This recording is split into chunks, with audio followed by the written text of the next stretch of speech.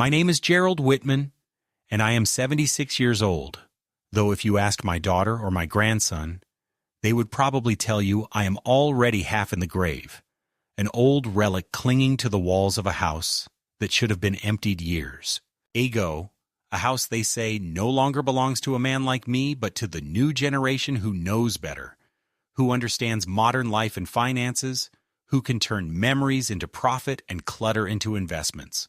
I live alone now. In the house my wife Margaret and I bought in 1972, a modest 2-story wooden home with faded green shutters, a creaky porch swing that she used to sit on every evening in the spring, and a garden in the back where lilacs bloomed every May, filling the air with a scent so rich it makes my chest ache with nostalgia. Margaret has been gone for 9 years now. Cancer took her in a cruel, quiet way, and since then the house has felt simultaneously too big and too small. Too big because of the silence that fills its rooms. Too small because my memories overflow in every corner, pressing against me like restless ghosts. I wake early each morning, not out of discipline or a desire to do much, but because sleep rarely stays with me anymore. I shuffle to the kitchen, leaning on the cane my doctor insists I use, though I prefer to think of it as a stick of dignity, a symbol that I still manage my own steps without anyone dragging me along. I make coffee the way Margaret once did, strong, dark, with just enough sugar to soften the bitterness, and sometimes I pour a second cup and set it across from me on the kitchen table, a foolish little habit that makes me feel less lonely, though I can already imagine my grandson rolling his eyes and calling me senile if he ever noticed it. After coffee, I read the newspaper, yes, the printed one, though they laugh at me for subscribing, because I like the weight of it in my hands and the sound of the pages rustling, and because I cannot bear the constant glowing screens that they say are more efficient. My days pass quietly, though not without purpose. I tend to the garden as best I can, trimming roses, raking leaves, pulling weeds from the cracks in the driveway. Sometimes it takes me twice as long as it used to, my knees stiff, my back stubborn, but every small act feels like a way of keeping time from erasing me completely. Neighbors wave when they see me outside, and I wave back, though rarely do conversations last more than a few minutes. People are always in a hurry, running to work or errands, speaking quickly before rushing off, leaving me standing with my rake in hand, the words I had wanted to say dying on my lips. Afternoons are slower. I often sit in the living room where Margaret's rocking chair still faces the window, the same view she loved, the oak tree that changes with the seasons. I sometimes talk to her as if she were still there, my voice low and uncertain, asking her questions I know will never be answered. I am not ashamed to say that I fear loneliness more than death. Death is simple, an ending, but loneliness stretches on and on, with no clear shape, just the endless echo of your own breathing in an empty room. That is why I still wait for visits from my family, though each time they come, I find myself bracing for disappointment. My daughter Linda is 50 now, a woman who has built her life on efficiency, on schedules, on calculating what things are worth in terms of dollars and investments rather than in terms of memory or sentiment. She visits only when she feels obligated, usually with my grandson Tyler, who is 17. Tall, restless, already convinced that he knows everything worth knowing, impatient with the pace of the old, with the weight of tradition, with the fragility of someone like me. I love him. I cannot deny it, because he carries a piece of Margaret in his smile, but every time he walks into my house, I feel a storm of disdain wrapped in his casual words, the mockery hidden in his tone, the careless way he handles the things that have meant my whole life. It was not always like this. When Tyler was small, I adored him, and I thought he adored me. I remember teaching him to ride a bicycle on this very street, running behind him while he wobbled and nearly fell, his laughter ringing through the air when he finally balanced on his own. I remember us fishing at the lake, his small hands gripping the rod as he shouted with joy at catching his first sunfish. Those days I believed, perhaps foolishly, that the bond between us would carry into the future, that the child who called me Grandpa with such warmth would grow into a young man who still had space in his heart for me. But adolescence arrived, and with it came distance, sarcasm, and a strange contempt I could never fully explain. My daughter rarely corrected him. Sometimes she even laughed at his jokes about me, saying, "Dad, don't take it personally. He's just a teenager." But there is a difference between harmless teasing and cruelty, and with each passing year, the cruelty became harder to ignore. Still, I tried to maintain hope. I told myself that families drift, but always return. That when Tyler was older, he would appreciate what I had given, what I had endured. I believed Linda would eventually soften, remembering her childhood, the bedtime stories I read her, the nights I worked late to pay for her piano lessons, the way I sat through every recital, proud even when she stumbled. Yet hope can be a dangerous thing at my age. It keeps you waiting at the window long after it becomes clear no one is coming. It keeps you polishing the silverware for dinners that will never happen.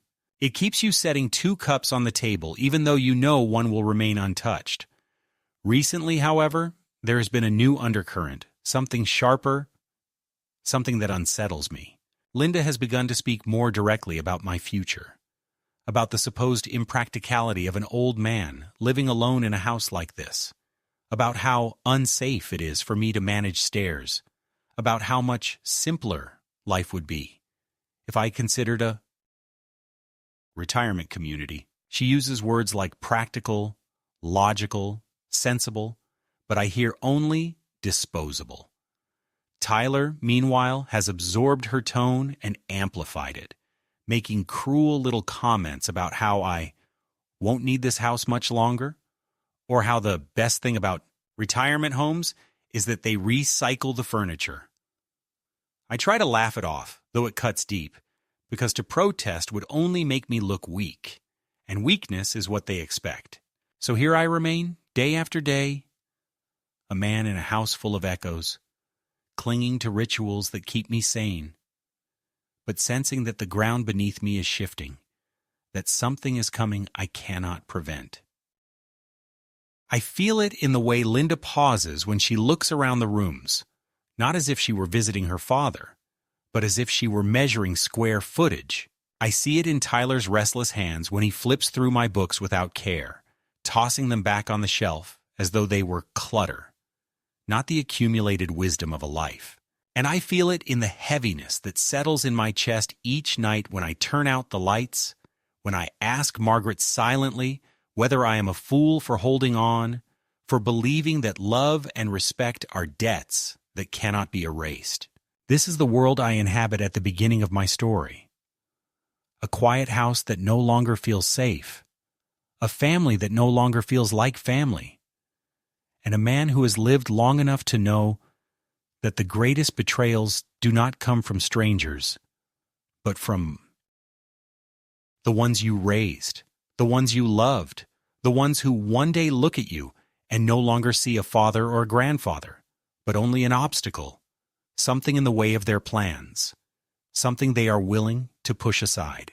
It was on an ordinary Saturday afternoon, one of those days when the weather seemed undecided, when the clouds gathered in slow formation, but never quite released the rain, when the air felt heavy, as if holding its breath, that my daughter Linda arrived unannounced with Tyler.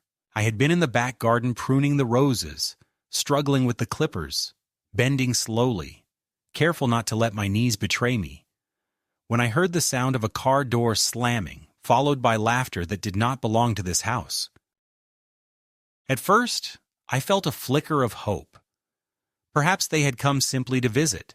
Perhaps this would be the kind of day I had been craving for years, when we might sit together in the living room and talk about simple things, share a meal, even remember Margaret with fondness rather than awkward silence. But that fragile hope began to dissolve the moment I saw the way Linda's eyes scanned the house.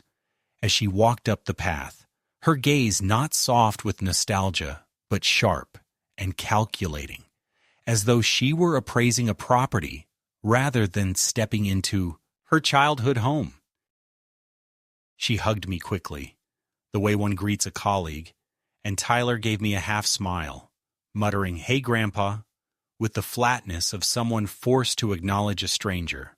I invited them in, wiping my hands on my old gardening apron, apologizing for the soil under my fingernails. Though neither seemed to care enough to reply. Inside, Linda immediately began moving through the rooms, touching the walls, glancing at the furniture, sighing as if the air itself carried some inconvenience. Tyler flopped onto the couch, pulling out his phone, his attention consumed by whatever glow held his interest, occasionally laughing at something on the screen, though never looking at me. "Dad," Linda began after a long silence, standing in the center of the living room as though she were about to deliver a lecture, "we really need to talk about your situation here. You're 76, you're alone most of the time, and this house, while lovely in its day, is not safe for you anymore. The stairs, the narrow bathroom doors, the outdated wiring, it's all just a recipe for disaster. I worry constantly that one day you'll trip, or there will be a fire, and no one will be here to help you. It's time we seriously consider moving you somewhere more practical, somewhere designed for people your age." I knew immediately what she meant, though she avoided the phrase, dressing it up in words like safety and practicality. But the truth was plain. She was speaking about a retirement home. My chest tightened, and for a moment I thought of Margaret, of the way she had fought so hard to preserve the dignity of her final days, insisting she would not be confined to a sterile place that smelled of antiseptic and resignation, insisting she would die in the house she had built with me, surrounded by her books and her garden. I tried to steady my voice to keep it calm, though I could hear a tremor slipping through. "Linda," I said, "I've lived here for nearly 50 years. This is my home, your home once, the place where you took your first steps, where you played the piano in the corner until your fingers ached. I'm not leaving it for some institution where strangers tell me when to eat and when to sleep." She sighed, the kind of sigh that dismisses entire lifetimes of sentiment, and shook her head. "Dad, you're being unreasonable. You can't cling to memories forever. You need to think about what's best for you, and frankly, what's best for us, too. We can't be constantly worried about you living here alone." I noticed then that she had placed a glossy folder on the coffee table, its cover decorated with cheerful photographs of smiling gray-haired people, playing cards, or exercising in pastel-colored rooms. I picked it up reluctantly, flipping through the pages, seeing pictures of spotless dining halls and neatly made beds, all so perfect and sterile that it made me shiver. My daughter watched me closely, her eyes gleaming not with concern but with anticipation, as if waiting for me to admit defeat. Tyler, meanwhile, stretched out his legs on the couch, glanced at the brochure, and chuckled. "Honestly, Grandpa, it doesn't look that bad. Kind of like a hotel, right? You'd probably get used to it. And hey, you'd have people your age to hang out with. You could swap war stories or knitting tips or whatever you old guys do." He laughed at his own joke, shaking his head as though the very idea of me being anything other than a burden was laughable. My face burned, but I forced myself to remain composed, refusing to give him the satisfaction of seeing me wounded. The conversation grew heavier as Linda pressed her point. She spoke about finances, about how keeping the house was costly, about maintenance and utilities, about the impracticality of leaving a property like this to decay. She used phrases like liquidating assets and long-term planning, words that felt cold and clinical, words that revealed what she truly meant. She was already thinking about what would happen after I was gone, already calculating how my death could be converted into financial advantage. I tried to interject, to remind her of what the house meant, but every time I spoke, she cut me off with a tone that carried both irritation and superiority, as if she were scolding a child who refused to eat his vegetables. At one point, Tyler finally put his phone down, looked me directly in the eye, and said with startling bluntness, "Grandpa, come on. You don't need this house. You can't even keep up with it. You should just move out and let Mom handle it. She'll know what to do. You're just holding on to stuff that doesn't matter anymore. Sooner or later, you're going to have to accept that you're not young and that you can't live here forever." He said it with a kind of casual cruelty, not shouting, not even angry, just matter of fact, as if the decision were obvious and my resistance, nothing more than stubbornness. I felt something collapse inside me in that moment, though I tried not to show it. Here was the boy I once carried on my shoulders, the boy who once fell asleep against my chest as I read him bedtime stories, now speaking of my life as though it were an obstacle, as though my existence were a piece of furniture that needed to be moved out of the way. Linda nodded approvingly at his words, as though proud that her son had the same clarity of vision, the same pragmatism she believed she possessed. Together, they stood on one side of the room, and I felt myself shrinking on the other, a lone figure surrounded not by family, but by people who had already begun erasing me from their plans. They stayed for less than an hour after that, long enough for Linda to leave me with the brochures, insisting that I sleep on it and be reasonable. Long enough for Tyler to wander upstairs into my study and remark on how dusty everything was. Long enough to remind me that I was no longer master of my own story, but rather a character waiting for others to decide his fate. When they finally left, the house seemed even quieter than usual, as though it too had been judged and condemned, as though its walls knew that they were now just numbers in an equation, rather than witnesses to a lifetime.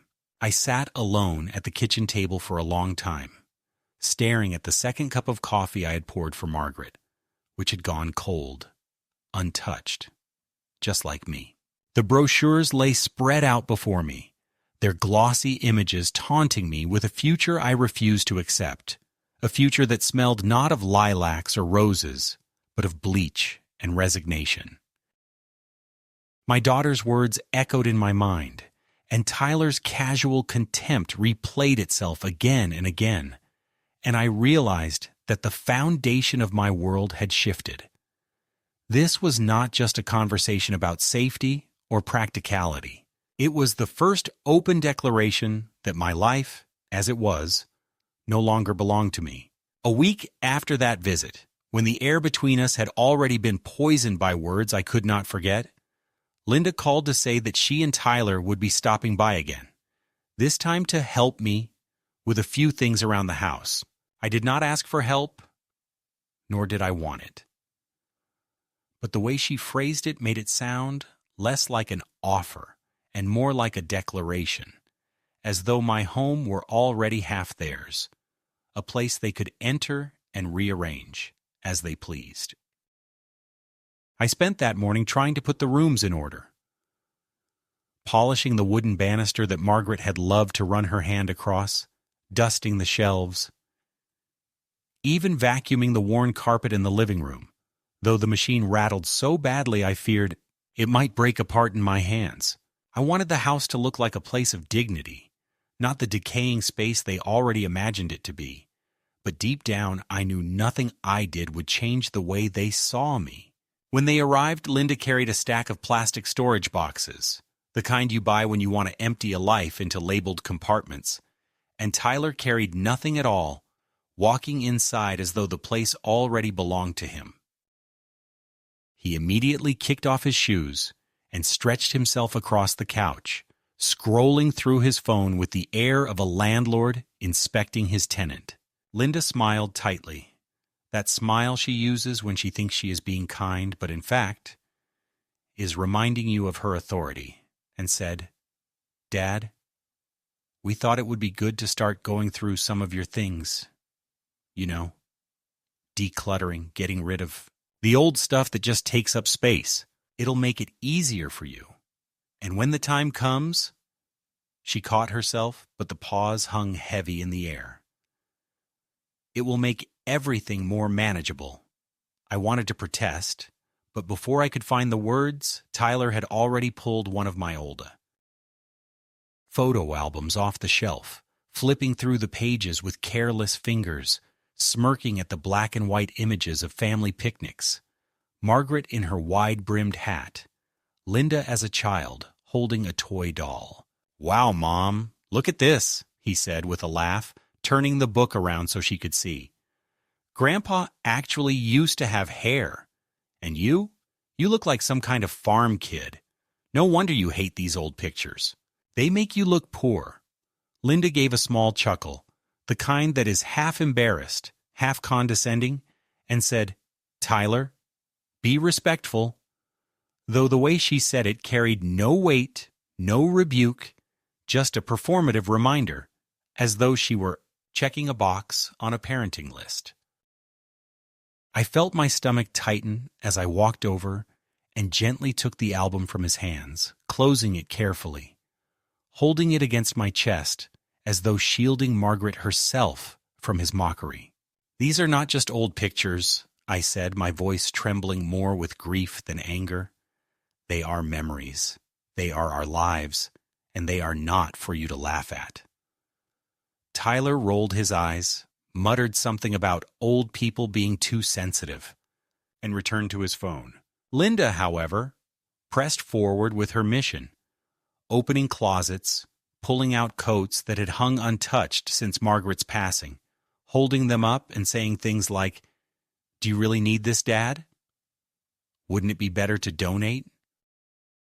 Someone else could get more use out of it than you." I watched helplessly as she made piles, one for charity, one for the trash, and occasionally one she set aside with a subtle gleam in her eye. The pile I knew would end up in her own home. Every item she touched seemed to erase a part of me. When she reached the shelf where Margaret's porcelain figurines stood, the delicate little birds and angels she had collected over decades, each one chosen carefully during trips or anniversaries, I felt my breath catch. Linda picked one up, turned it in her hand, and said, "Honestly, Dad, these are just dust collectors. Tyler almost knocked one over just now. Why not box them up or sell them?" "You can't take them with you." I took the figurine from her hand and placed it back with deliberate care, my voice low but firm. "Your mother loved these. They stay where they are." Linda pursed her lips, clearly annoyed, but unwilling to fight that particular battle in that moment. Instead, she moved to the kitchen, where she began opening cabinets, commenting on the outdated dishes, the chipped mugs, the old kettle I still used every morning. Tyler followed her in, opening the refrigerator and laughing at the sight of leftovers I had been saving. "What's this, Grandpa?" he asked, holding up a container of stew. "This looks like it's older than me." "No wonder you're always complaining about your stomach. You eat this garbage." I told him to put it back, but he twisted the lid off and poured the stew into the trash, making a show of holding his nose as though it were toxic. Linda glanced at me with a mixture of pity and irritation, as though she saw me not as a man maintaining his home, but as a child incapable of looking after himself. "Dad, we're only trying to help," she said, her tone sharp enough to cut through any illusion of kindness. "You can't keep living like this. If you won't agree to the retirement community, at least let us clear out some of this mess. It's unhealthy, it's unsafe, and frankly, it's selfish to expect us to worry about you when you won't take responsibility." The word selfish struck me like a slap. Me, who had spent my life working double shifts so she could have piano lessons. Me, who had given her the down payment for her first house. Me, who had sacrificed vacations, new clothes, even simple pleasures, so that she could go to college without debt. To be called selfish by the very child I had loved and provided for felt like a cruel joke. And yet I could not summon the words to throw back at her. Instead, I retreated into silence, clutching the back of a chair for balance, my body trembling with a mixture of rage and sorrow. The rest of that afternoon unfolded like a slow humiliation. Tyler wandered upstairs and returned with a box of my old letters, correspondence from friends now long gone, notes Margaret had written me in the early years of our marriage, and waved them in the air like relics from another civilization. "Do you even remember what's in these?" he asked mockingly. "You probably don't. You forget half the stuff I tell you anyway. Maybe we should just toss them. They're just paper."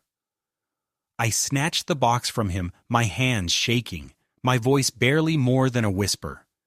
"These are my life," I said.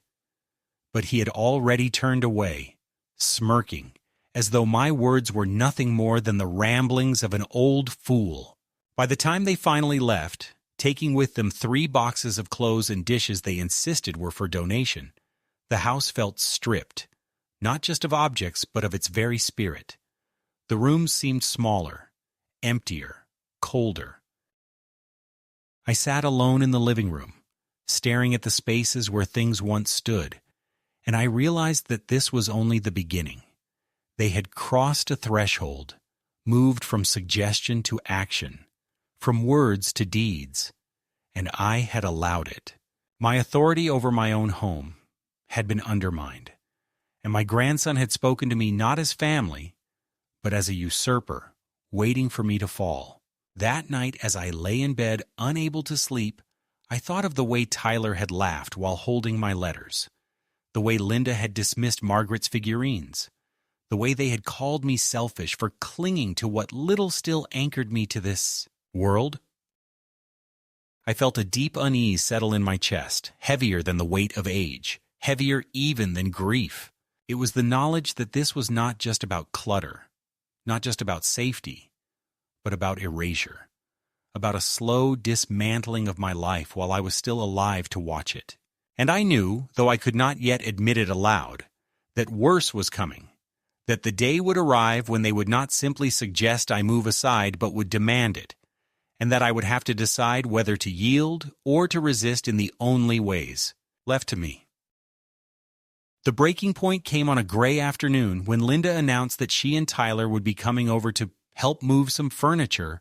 I had not asked for furniture to be moved, and my back, though stiff, was not yet broken. But she insisted that it was necessary, that the heavy oak cabinet in the hallway was a hazard, that the arrangement of the living room was impractical, that change was not only preferable, but inevitable.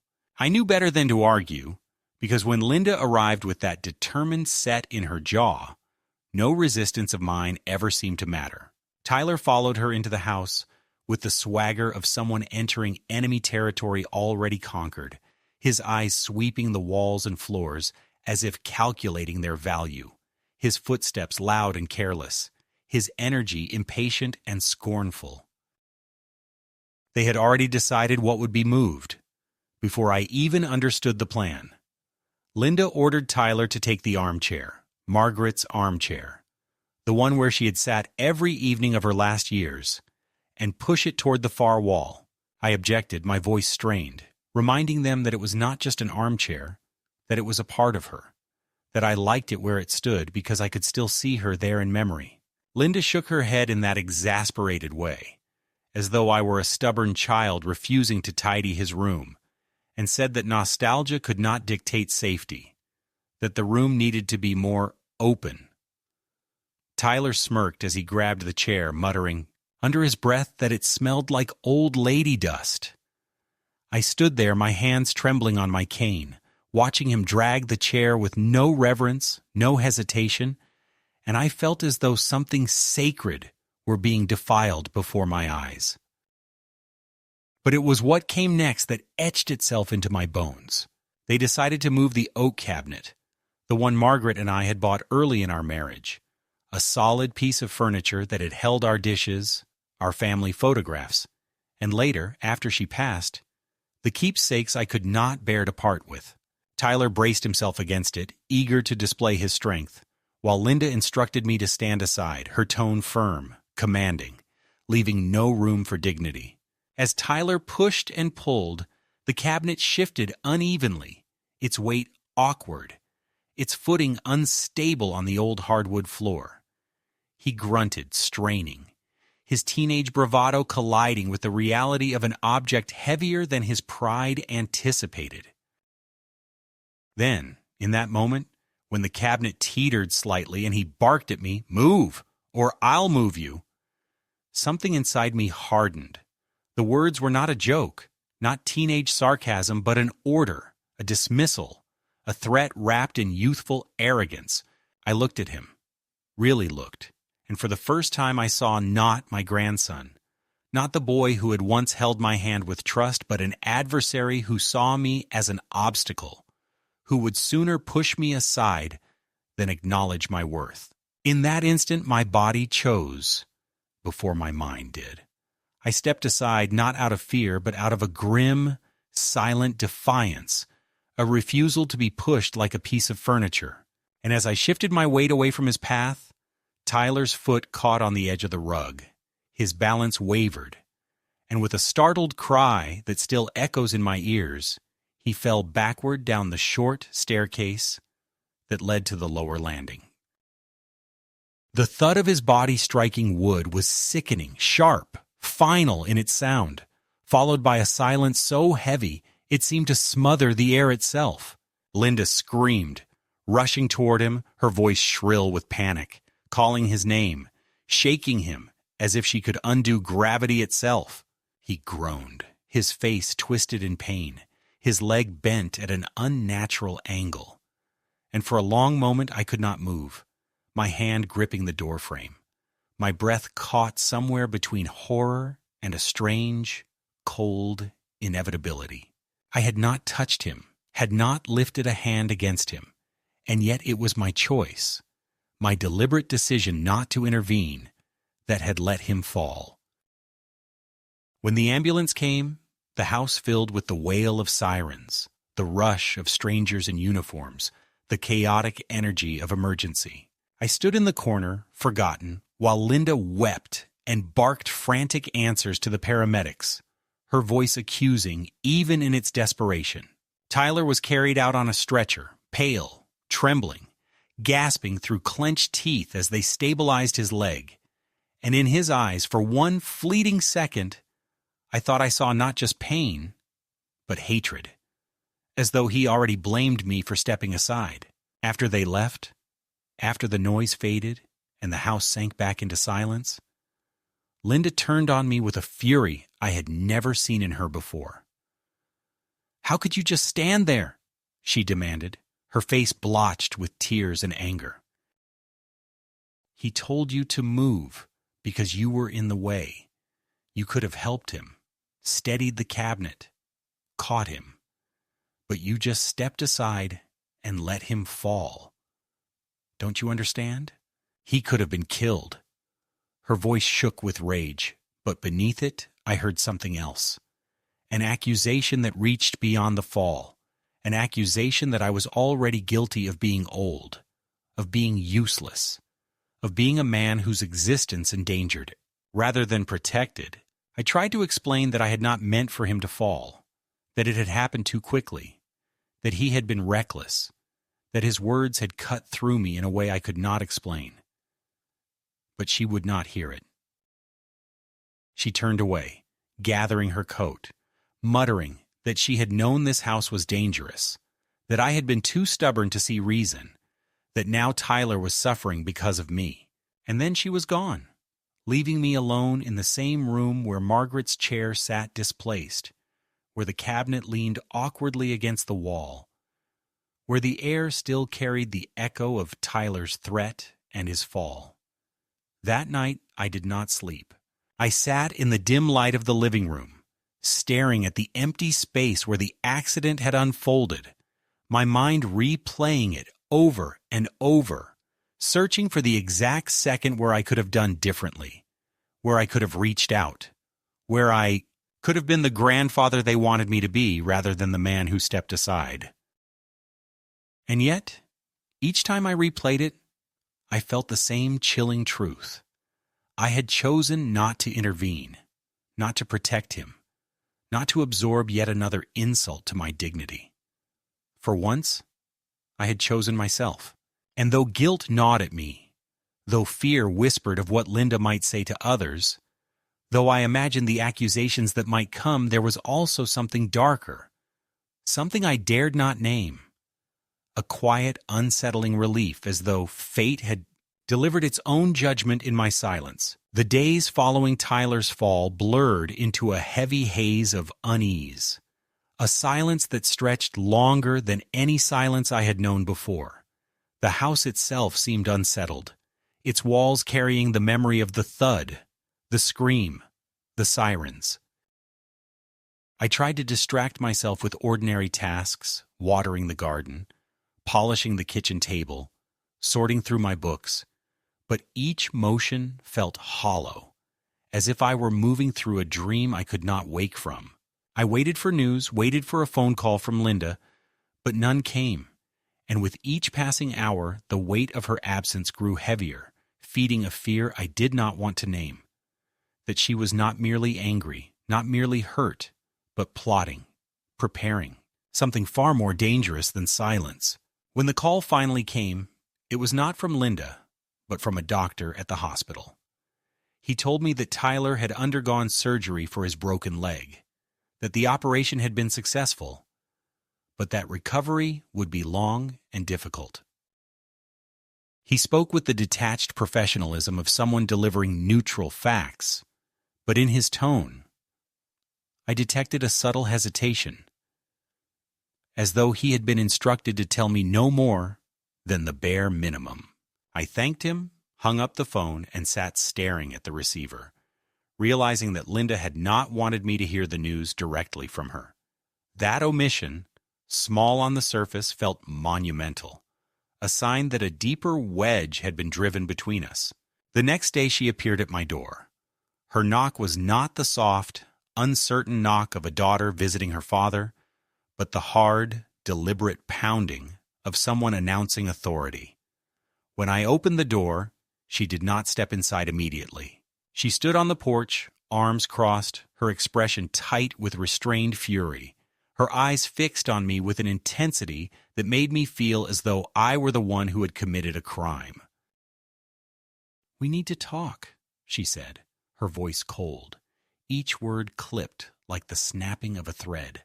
I nodded and stepped aside, but even as she entered, I felt that it was no longer my home, but a courtroom, and she the prosecutor preparing to deliver her case. She began without preamble. "Tyler could have died, Dad. He's in pain every hour, and he may not fully recover for months. Do you understand the seriousness of this? Do you realize how close he came to being paralyzed? And all because you couldn't bring yourself to help. You stood there and let him fall. What kind of grandfather does that?" Her voice trembled, not with sorrow but with rage sharpened into accusation. I tried to defend myself, tried to explain that Tyler had been reckless, that he had ordered me aside, that the fall was an accident born of his own arrogance, but she cut me off with a wave of her hand, her face twisted in disdain. "Don't you dare try to blame him. He's a child. He's 17. He doesn't know better. You're the adult, the elder, the one who should have taken responsibility. Instead, you stepped aside like a coward and let him shatter his leg."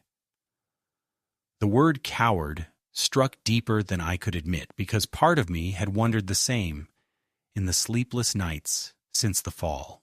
Was my choice to step aside born of dignity, of self-preservation, or was it simply weakness, the refusal to act? Her accusation burrowed into me, but alongside it rose another feeling, bitter and sharp. Anger at being reduced to nothing but the villain in a story where I had given so much, where my sacrifices were invisible, where every act of love had been erased by this one moment of silence. She pressed on, her words relentless. "I've spoken to a lawyer. He says that given your condition, your age, your health, your memory lapses, it wouldn't be difficult to have you declared unfit to live alone. He says we could pursue guardianship, which would allow us to make decisions on your behalf, decisions you clearly can't make for yourself anymore.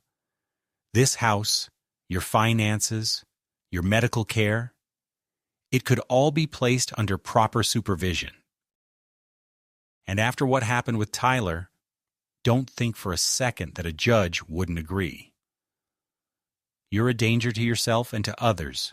You can't be trusted. At that moment, the air seemed to leave the room. I felt my knees weaken, not from age, but from the sheer force of her betrayal. Guardianship. Such a clinical word, yet behind it lay a plan as cruel as any punishment, to strip me of control, to reduce me to a ward in my own life, to erase my authority and hand it to the very people who saw me as nothing more than a burden. My daughter, my only child, the girl I had raised and loved, was now threatening to erase me legally, to render me powerless in the eyes of the world. I tried to speak, but my voice cracked under the weight of grief and fury. Linda, I am not incompetent. My mind is clear. I manage my life, my bills, my house. I do not need your guardianship. What you want is not protection. It's control. You want this house, my savings, my freedom, and you're using Tyler's accident as your excuse. Her eyes flashed with something that was not guilt, but irritation at being seen so clearly. She stepped closer, lowering her voice, her words like venom. You think you're so clever, don't you? You think you see through me. But the truth is, Dad, you're old. And the old don't win. The old get pushed aside, and no one will care. Not the courts, not the neighbors, not even your so-called friends. You're already half gone, and the sooner you realize that, the easier this will be. For a long moment, I simply stared at her, unable to reconcile the child I remembered with the woman who now stood before me.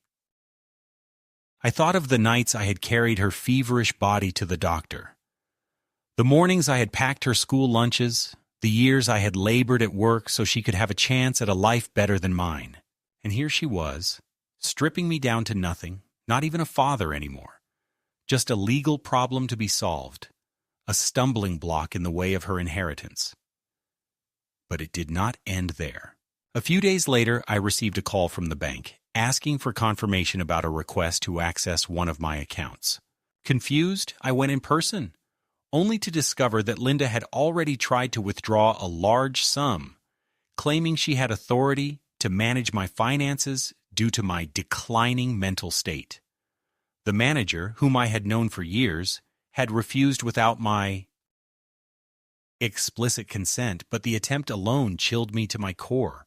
She was not just threatening guardianship, she was already laying the groundwork, already presenting herself as the caretaker of a man she insisted was incapable.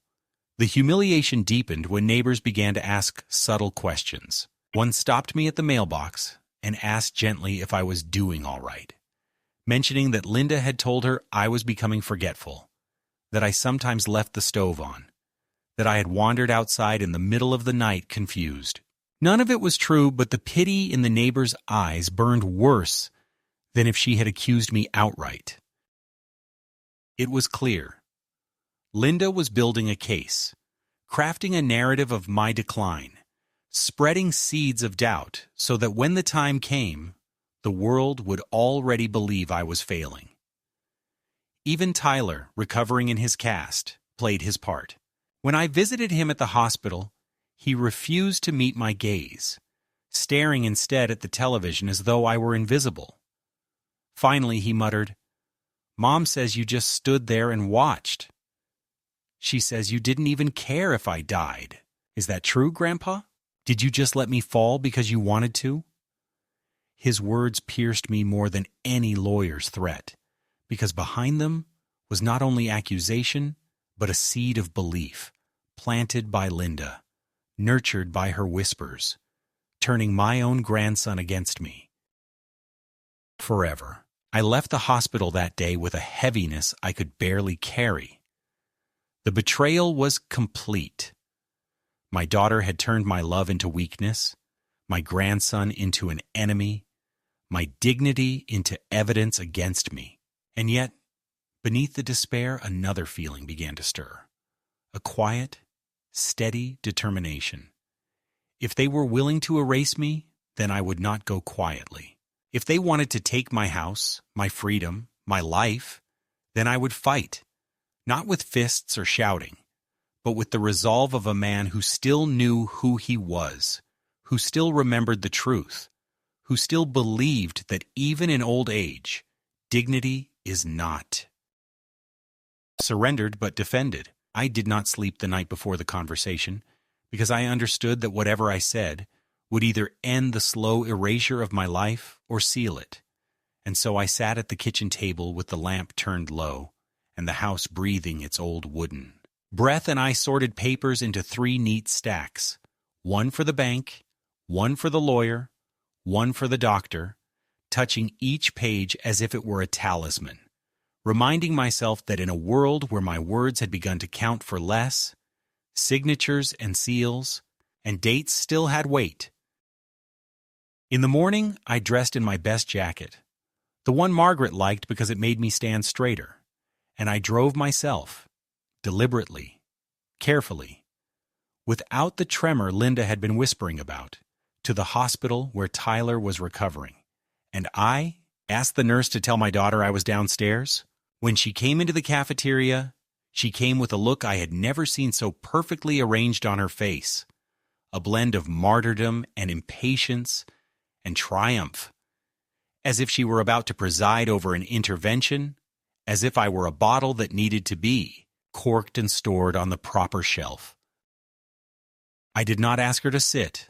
I opened the envelope and placed the first stack between us, the letter from Dr. Ramey, the geriatrician who had examined me for 2 hours and then sent me for neurocognitive testing with a specialist who did not smile once, and both had written in unambiguous language that my memory, reasoning, and executive functioning were intact for my age, that I managed my own medications and finances appropriately, that I was not in need of guardianship or supervision.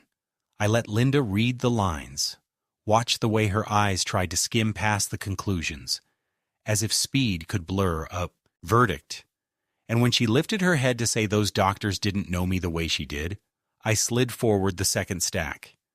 The bank forms revoking any informal access, the notarized affidavit from the branch manager detailing her attempt to withdraw funds while asserting a decline that did not exist, the freeze I had placed on any third-party authority, the new passwords, and the safe deposit box key that would not be duplicated for anyone. She did not reach for the papers. She reached for the old weapon of tone, saying that money was not the point, that safety was, that love was, that the house was dangerous, and I was stubborn. And perhaps she might have continued along those rails, building speed toward the cliff where she imagined I would leap in guilt, but I touched the third stack lightly, the one tied with Margaret's blue ribbon, and told her we were going to talk about the house now, not as an idea or a burden or a future windfall, but as a legal fact already changed. And before she could open her mouth, I said that 2 days earlier I had executed a deed transferring the property into an irrevocable trust bearing Margaret's name, that the trust appointed a professional, fiduciary, someone she had never met and would never be able to charm or threaten, and that upon my death the house would not be sold for anyone's convenience, but would pass to the town library to fund a reading room for children who did not have grandparents to read to them at night, and to Meals on Wheels, because Margaret had once said that no one should be old and hungry on our street. I watched the color drain from my daughter's face, not because she loved the house the way I did, but because she finally understood that the arithmetic she had been doing in private had lost its numbers. She reached for fury and found none of it. would stick to the documents between us. And so she reached for pity, saying I had acted rashly, saying a man in grief should not make irrevocable decisions, saying we could discuss modifications.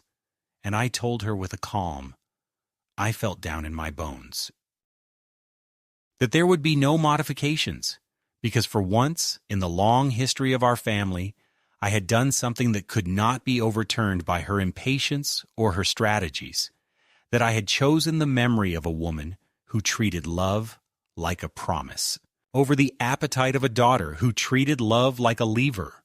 She tried to change the battleground by invoking Tyler, the boy who had fallen because I moved, the boy in pain upstairs, the boy whose text messages, I later learned, turned my name into a punchline, and she said that whatever I thought I had suffered could not compare to what he was enduring because of me, and I said that suffering did not rank like medals, that pain was not a contest, but that since we were speaking in the language of cause and effect, I had brought something for him as well, and I laid on the table a single page, a letter addressed to my grandson, telling him that I had established a small scholarship at the community college in Margaret's name, to be awarded each year to a first-generation student who worked evenings, because my wife had worked evenings when Linda was small, and I had seen what it took, and that I had placed Tyler's name on the first donation,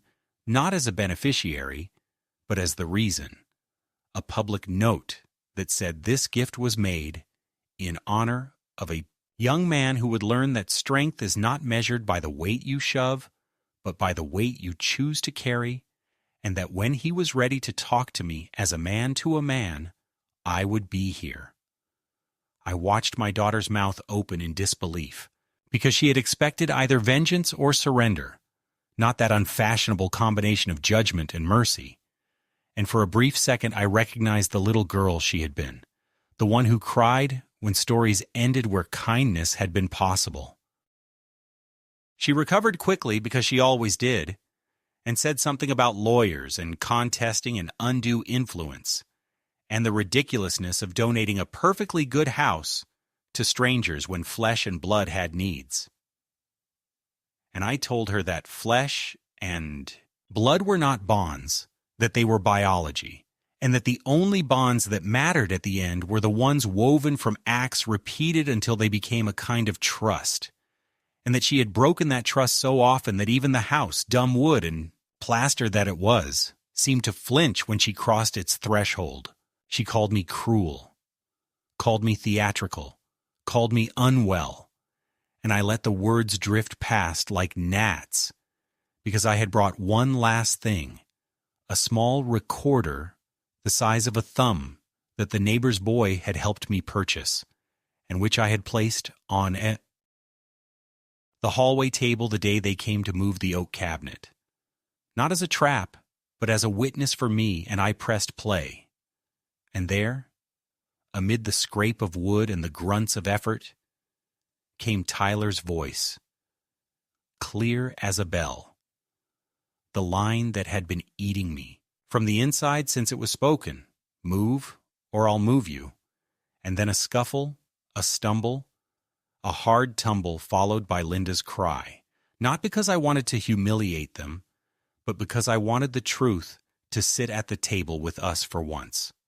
Something other than the stories she told neighbors and banks and herself, and when the recording ended there was a wide, clean silence in which I could feel my own heartbeat for the first time in weeks. I told her then, in a voice that did not rise, that I had retained an elder law attorney who would respond to any petition she filed with the full weight of the assessments and the bank affidavit and the recording, that I had met with a social worker and filed a report about attempted financial exploitation, not to punish her, but to place a marker in the file in case she decided to grow bolder, that I had changed the locks on the house and left a key with the fiduciary that I had already arranged, a short-term rental in a quiet complex where the manager promised to fix a leaky faucet without telling me I was too old to notice, and that I would be moving out in a week not because I had been pushed, but because I was stepping aside from the version of family that confused ownership with love. I told her I would not visit Tyler until he wanted to see me, that I would not answer questions about money or property, that I would not stand in any more rooms where my history was treated like clutter, and that if she wanted a father in her life, she would have to learn the difference between care and control, between planning and plunder, between being my daughter and being my warden. For a moment she simply stared, and the part of me that had always waited for her to remember the soft-eyed man who had tied her skates and watched her wobble into winter hoped she might put her hand over mine and say she was sorry that grief had made her hard, that fear had made her cruel, that love could be relearned. Instead, she pushed back her chair and said that I would die alone and that Charity would not come sit at my bedside. And I said very gently that neither would greed, and that if solitude was the price of dignity, then I would pay it with both hands, because I had been preparing my whole life to meet Margaret again with my head unbowed. When she left, she did not slam the door, and that felt, strangely, like a small mercy. I carried the papers home and placed them in the drawer of the oak cabinet, which I righted that afternoon by myself slowly, inch by inch, the way you write anything that has been tipped too long, with patience, with weight where it belongs, with the knowledge that balance is not given but made.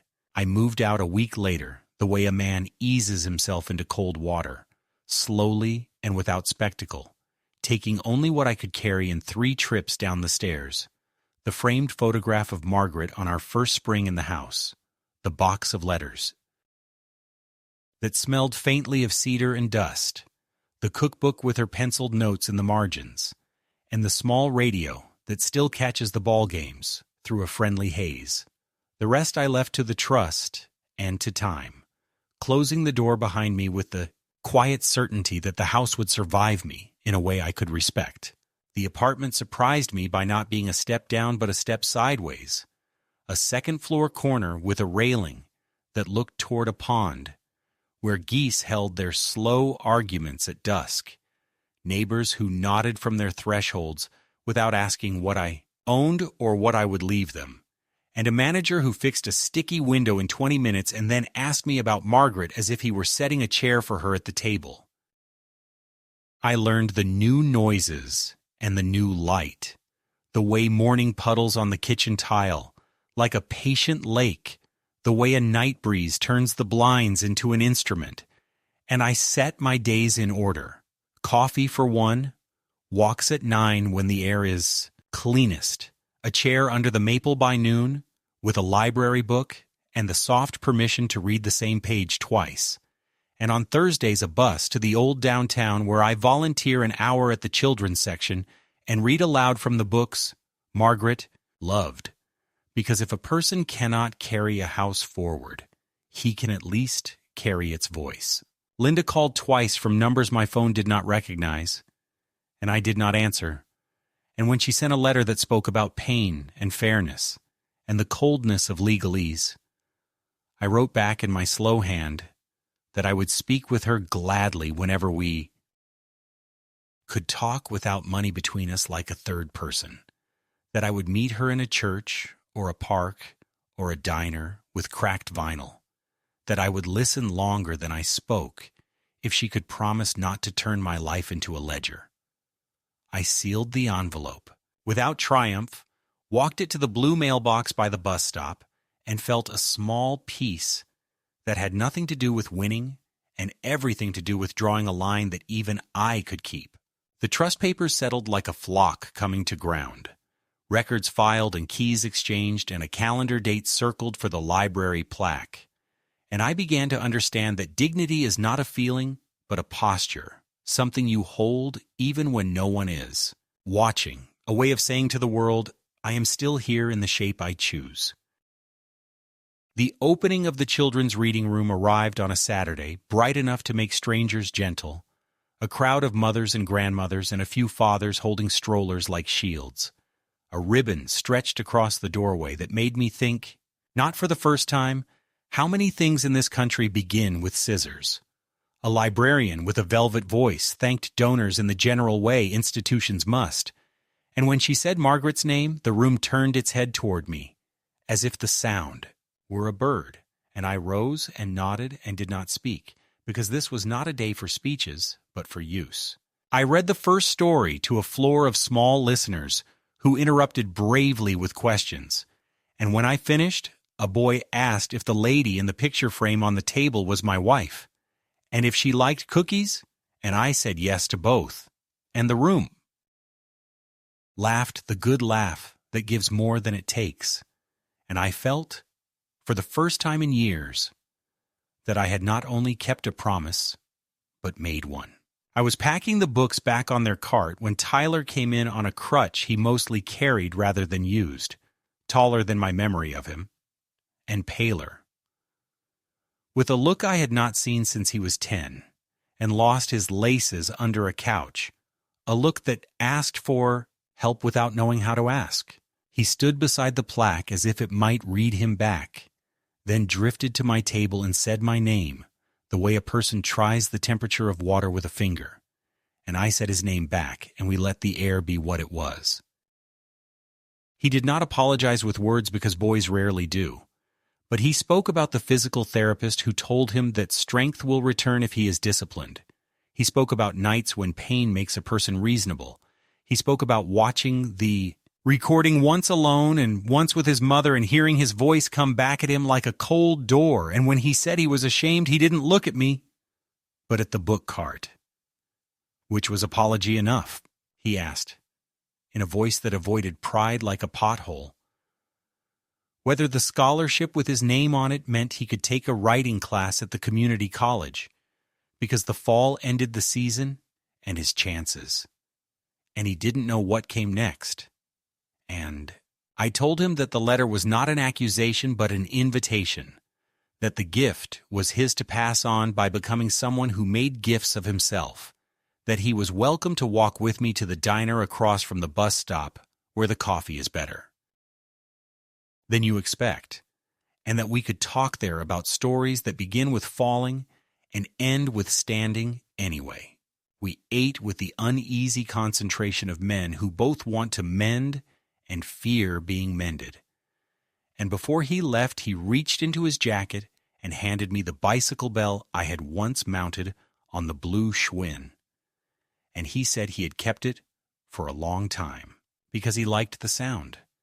And I turned it in my hand and did not need to ring it, because in that moment, something small inside us had already been heard. Now the days move in their lane, steady and unremarkable in the way that makes life possible.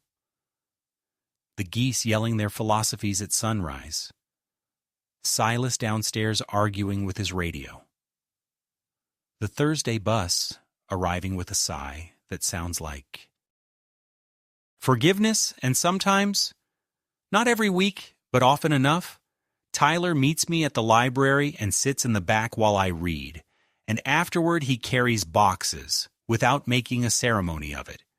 We do not talk about the cabinet or the stairs or the sentence that broke the year in half, because some things are better repaired by hands than by words. And if that is cowardice, then it is the kind that builds rather than hides. I still set 2 cups on the table some mornings, and I still talk to Margaret about the weather and the price of eggs and what the children liked best from the story hour.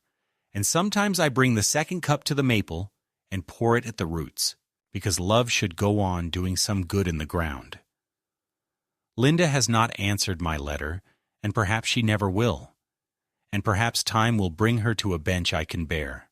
And if it does, I will sit with her and keep my hands open. But I no longer live in the ache of a door that does not knock. I think, more often than I admit, about the day Tyler said, "Move, or I'll move you," and the way I stepped aside.